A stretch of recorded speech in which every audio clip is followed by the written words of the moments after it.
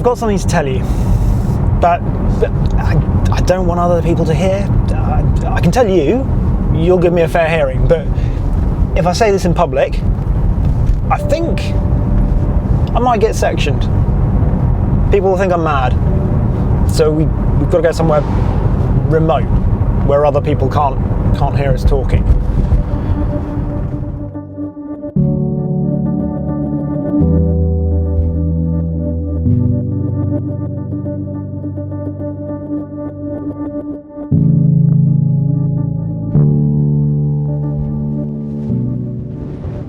Right, as Tiffany would say, I think we're alone now, apart from some sheep over there. This car costs £140,000, £40,000 more than an M5 competition, more than a 911 Turbo, more than an Audi R8 or an Aston Martin Vantage. But that's not the crazy bit. I think it might be worth it. It's alright, I don't think anyone heard. That's just between us. You understand now why some people might think I was crazy? It is though.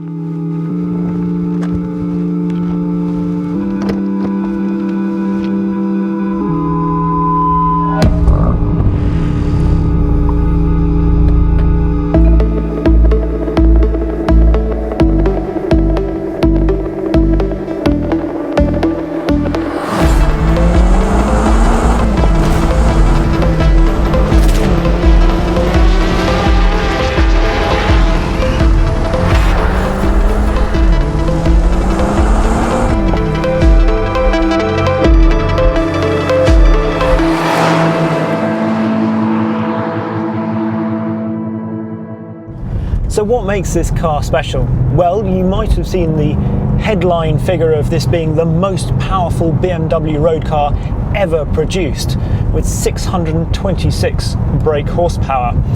But that's only 10 brake horsepower more than an M5 competition. And it's got the same amount of torque, 553 pounds-foot of torque, which is obviously not to be sniffed at, but the extra power is not the reason that this car is so special. More pertinent is the weight reduction. So it weighs 70 kilos less, which is not to be sniffed at actually, particularly when 23 kilos of that is from the carbon ceramic brakes, which come as standard, and that's obviously unsprung mass.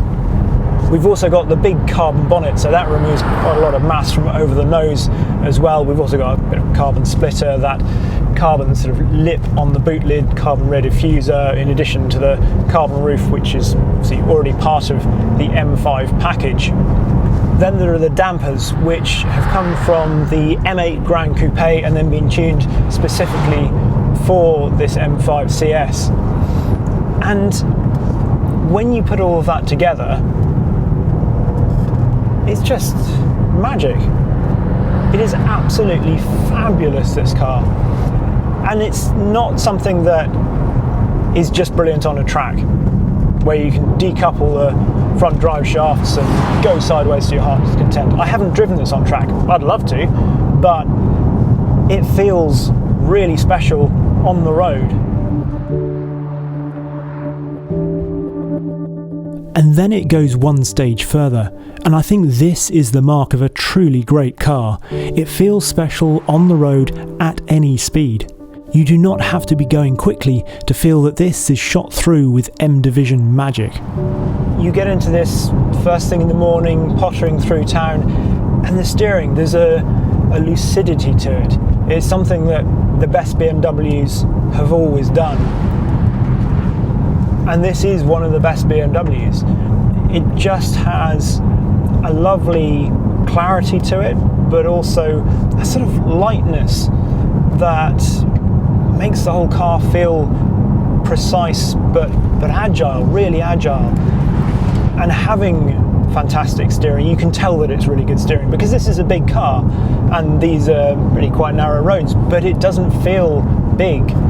You can thread it down a road like this, between the stone walls and the rock faces, and it feels accurate. It doesn't feel intimidatingly massive. The suspension just seems to breathe with the road. You can turn it up. Sport's pretty good actually, it just then gives you a bit more control. If you leave it in normal, then yeah, through the compressions, it just sort of on the rebound doesn't settle necessarily on the first stroke back through the damper, but put it up to sport, much more control. And the whole car, it's got such a good balance to it. You think big turbocharged V8 up the front is going to start pushing as those big saloon sort of character trait, I suppose.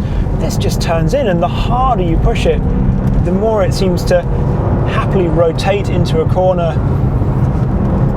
I've left it mostly in four-wheel drive sport, so it's sort of definitely rear biased. It's just fantastic. As I say, this is not really sort of this is not driving in a leery way, it just feels so much all of a piece, and there's something cool about a car that you know is this big, but that can be driven with such delicacy, such accuracy. Seriously, some of those other supercars I mentioned, they don't feel as special as this, I don't think. The clever thing about this car as well is that it still does the big super saloon trick. It's comfortable. It's definitely everyday usable. The dampers work with the road, they work around town. In comfort, it's a lovely place to be. These seats, perfectly good on a long journey.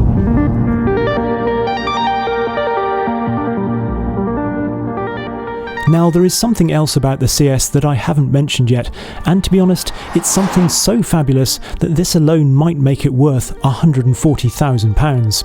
What is it? A gear knob fashioned from diamonds, a lifetime subscription to the Nürburgring, a free M2 with every purchase? Nope.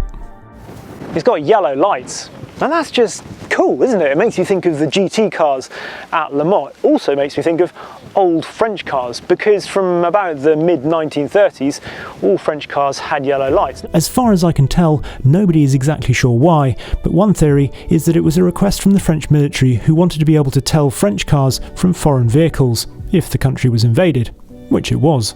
Other people say that they're just easier to see by, because they're called selective yellow, because they cut out the sort of the blue and the violet under the spectrum, which can provide dazzle, particularly in sort of adverse weather conditions, so heavy rain or snow, which is why on Rally Sweden you'll see rally drivers wearing yellow glasses. We haven't seen them on French cars though since 1993, because at that point they decided to fall into line with the rest of the EU, which mandated white lights.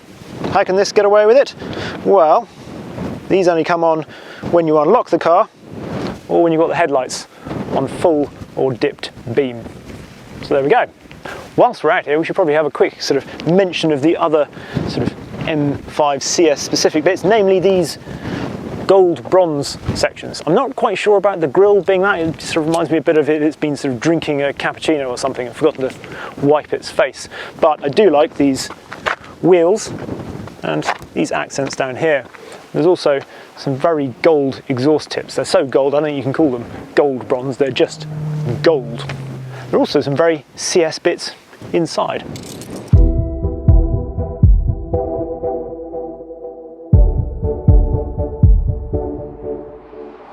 The most noticeable things when you get into this are obviously these bucket seats, and the fact that we've got them not only in the front but also in the back.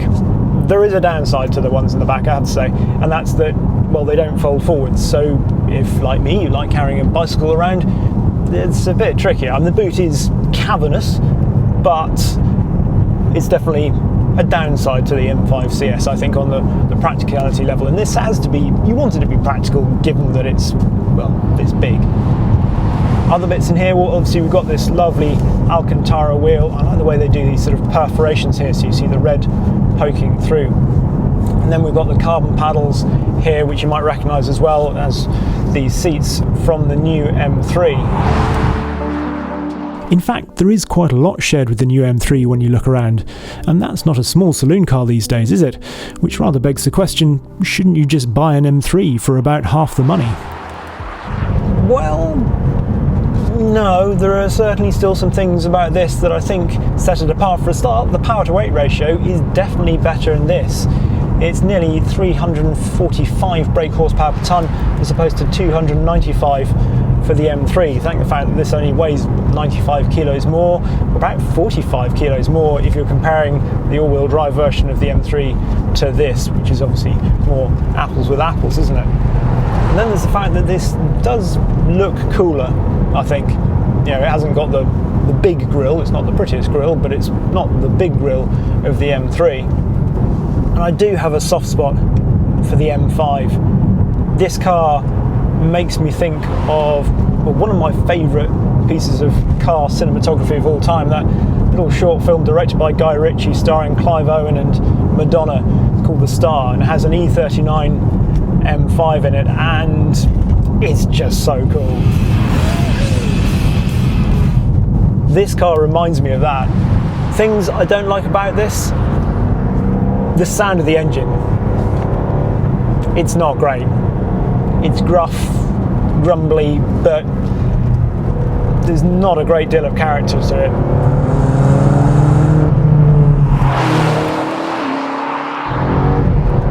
The gearbox, arguably yes, a dual clutch gearbox would give it a bit more snap and precision, but perhaps, particularly in this big super saloon, I think it doesn't worry me that much. It arguably worried me a little bit more with the M3 and M4, but in this, I think it's fine. Yes, it would give you a bit more control at times. I think they've dialed it back even more than in the M3, but I think it fits with the character of the car overall.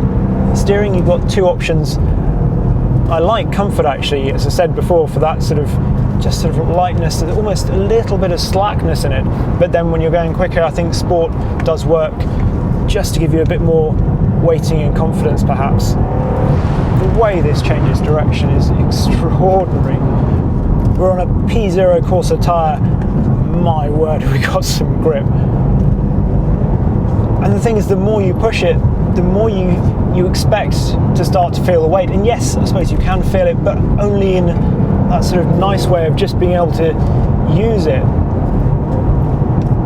It changes direction in a way that just, it shouldn't.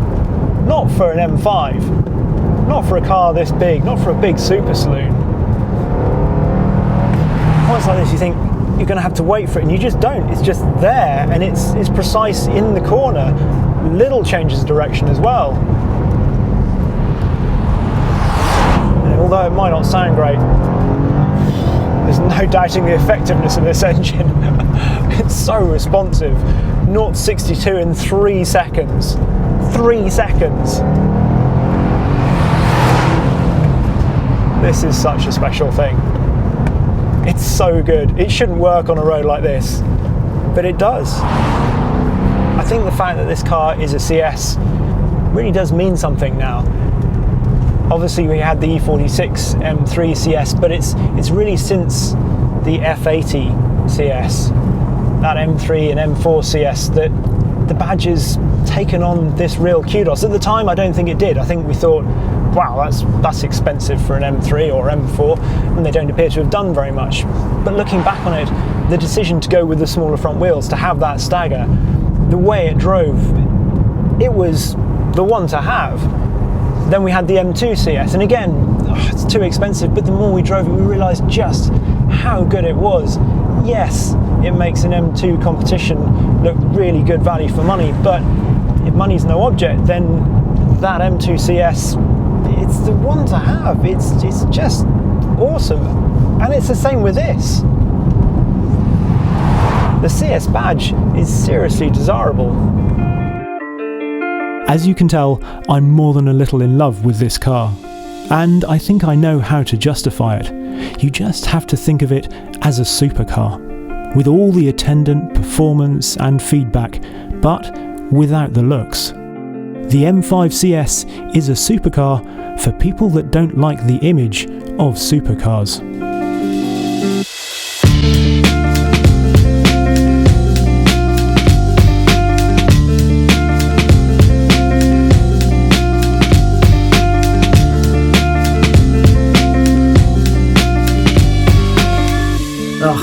I just love that last tracking drone shot. I realised there was quite a lot of drone footage in that film actually, but we really just felt that the car and the scenery and everything, it rather lent itself to it, and Glenn did an absolutely ace job as always on it. What do you think BMW should put the CS badge on next? Surely the M8 has got to be in line for it. Go on, subscribe. You know you want to. Make sure all the notifications are turned on as well, the bell icon and everything else in settings, just to make sure you're maximising your subscription.